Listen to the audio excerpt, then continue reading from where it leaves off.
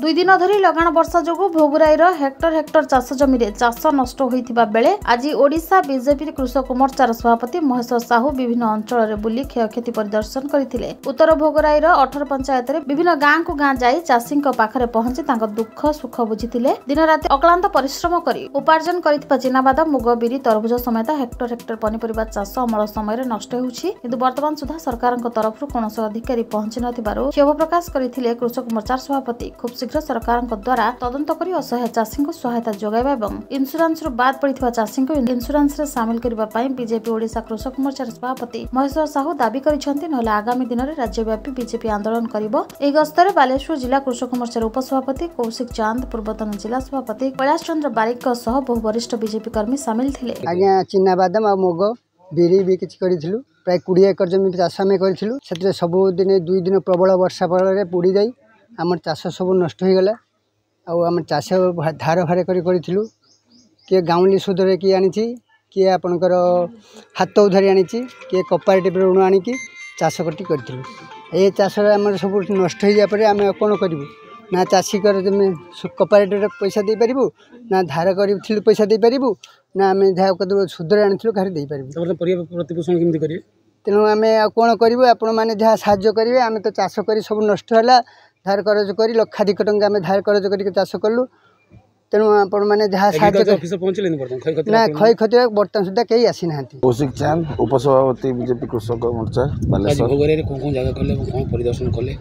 आम भोगुराईर आरुआवती आरंभ कर बहुत जगह बुलिलु एवं देखिलु बिरी मुग सब नष्ट हो जाइए, बादाम चाष नष्ट हो जाइए, तरबुज चाष नष्ट हो जाइए। जो चाषी मैंने आज जो अवस्था आम देखिलु से मुंड पिटी दौरान जे से करेंगे कौन आज उधारी आणिकी से चाष करते से पैसा से सुझे केमती से घर परिवार प्रतिपोषण करेंगे केमती।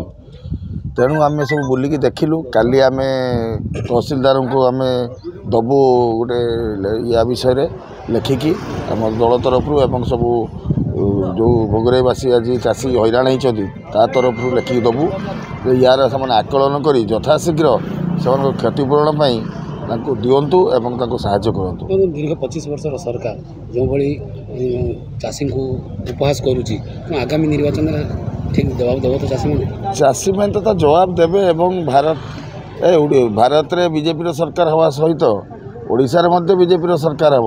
महेश्वर साहू राज्य सभापति देखु गत 19-20 2 दिन धरिकी अदिनिया प्रबल वर्षा कारण बालेश्वर जिला संपूर्ण भाव में फसल उठी आमर भोगुराई ब्लॉक पूरापूरी ये जो 2 दिन धरी अदिनिया वर्षा प्रबल मात्रा है सबू फसल पानी रे बुड़ीकी नष्ट हो जाए।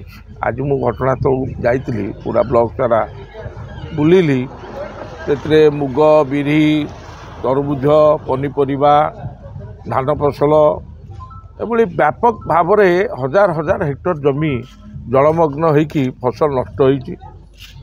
दुख परितापर विषय वर्तमान सुधा सरकार दल पूरा कुंभकर्ण निद्रा रे शोइचंती। सरकारी प्रशासनिक ऑफिसर एवं कृषि विभाग रेवेन्यू विभाग कई घटनास्थल को जाइकी यार पूरा घटनास्थल परिदर्शन करिकी जो क्षय क्षतिर फसल आकलन करिकी क्षतिपूरण देवा दूर कथा कहीं जाई नाहांती। चाषी पूरा कष्ट अच्छी आमे बुलिकी देखिलु जे फसल संपूर्ण भाव में नष्ट होइछि। बीजेपी कृषक मोर्चा तरफ आमे दाबी करुचु राज्य सरकार तुरंत एवं बालेश्वर जिलार प्रशासनिक अधिकारी प्रशासनिक कल एवं सरकारी दल तुरंत यार आकलन करंतु क्षति होइतिबा फसल आकलन करंतु चाषी की क्षतिपूरण दियंतु एवं विकल्प चाष करिया पई चाषी मानकु राज्य सरकार तुरंत मागणार बिहन मागणार सार मागणार कीटनाशक औषध जोगे देवा सहित जो फसल क्षति होइछि तार क्षतिपूरण देवार व्यवस्था करंतु राज्य सरकार। नहले आगामी दिन में बीजेपी कृषक मोर्चा तरफ व्यापक भाव में बालेश्वर जिले में भोगुराई रे चाषी आंदोलन करा। भोगुराई प्रियव्रत महापात्र रिपोर्ट कामयाब टीवी।